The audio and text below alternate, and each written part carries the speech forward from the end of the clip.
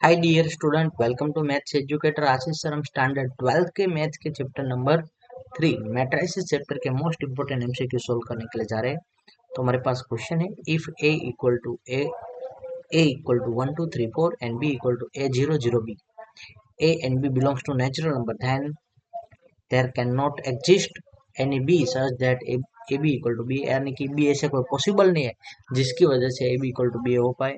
Okay, there exist more than one but infinite numbers of b's such that ab equal to ba.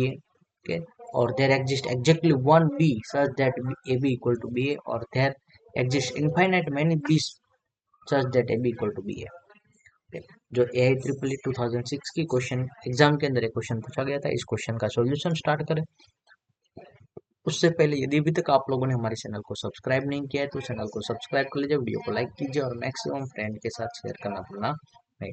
हमारे पास यहाँ पे हर एक case के अंदर क्या है, ए बी और बी ए फाइंड आउट करना है। तो हम लोग यहाँ पे सिंपली डायरेक्टली ए बी और बी ए की वैल्यू फाइंड आउट करते हैं। ए बी यानी कि 1 2 3 4 और बी यानी कि क्या है, A 0 0 B. Okay, now 1 2 into A 0। Okay, first row first column multiply करेंगे तो क्या होगा, ए इंटू वन यानी कि ए और टू इंटू जीरो यानी कि जीरो। बाद में फर्स्ट रो सेकंड कॉलम यानी कि one into zero zero, two into B यानी कि टू बी। ना उसी तरह सेकंड रो और फर्स्ट कॉलम को मल्टीप्लाई करते हैं हम लोग, तो क्या होगा, थ्री इंटू ए यानी कि थ्री ए और फोर इंटू जीरो यानी कि जीरो, और थ्री इंटू जीरो करेंगे सेकेंड रो कॉलम के साथ मल्टीप्लाई करें इसके साथ, तो थ्री इंटू जीरो यानी जीरो, फोर इंटू बी यानी कि four B. Okay, A B की वैल्यू मिल गया। बी ए की वैल्यू के लिए B A is equal to क्या होगा कि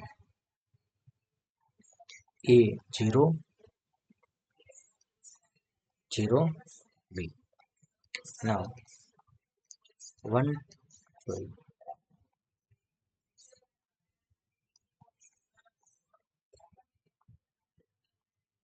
1 2 3 4।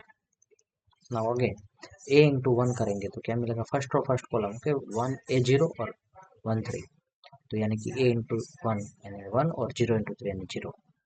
नाउ a फर्स्ट रो और सेकंड कॉलम करते हैं तो a into two two A,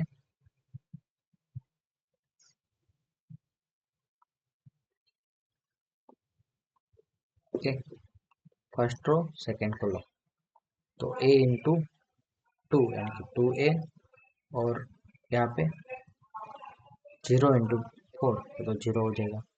now second row के साथ करते हैं तो यहाँ पे जीरो इंटू वन यानी जीरो और बी इंटू थ्री यानी कि थ्री बी, और बी इंटू के फर्स्ट रो और second column second row second column, तो जीरो इंटू टू जीरो और बी इंटू फोर यानी कि फोर बी। तो यहाँ पे A B equal to B यानी कि क्या हो रहा है, A two B three A four B equal to A two A three B four B.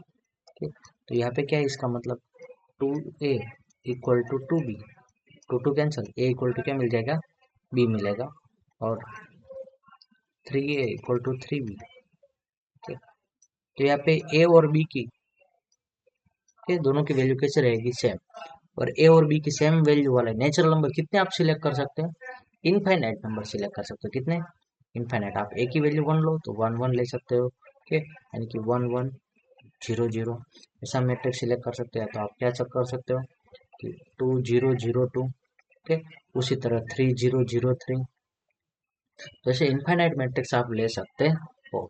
तो there exist infinite number many B's such that A B equal to B. I hope कि आप लोगों को समझ में आया होगा। दोस्तों यहाँ पे क्या है, A B into B A find out करो, दोनों को सिंप्लीफाइड करेंगे तो वहाँ पे आपको क्या फाइनली मिल रहा है, ए इक्वल टू बी। हर एक दोनों केस में ए इक्वल टू बी, बाकी दोनों में तो यहाँ पे आप देखोगे तो ए और ए दोनों इक्वल ही होते हैं, फोर बी और फोर बी दोनों इक्वल होता है। सिर्फ आपको टू बी और टू ए को कंपेयर करना है, तो B B two two cancel हो जाएगा, तो B equal to A. So यहाँ पे ए इक्वल टू बी, और ऐसे ए और बी क्या है, सारे नेचुरल नंबर है। तो आप नेचुरल नंबर कितने होते हैं, तो infinite number of natural number, तो आप इनफाइनाइट आपको ऐसे मैट्रिक्स मिल सकते हैं। So there exist infinitely many B's such that AB equal to BA. Thank you student watching for my videos. Have a nice day.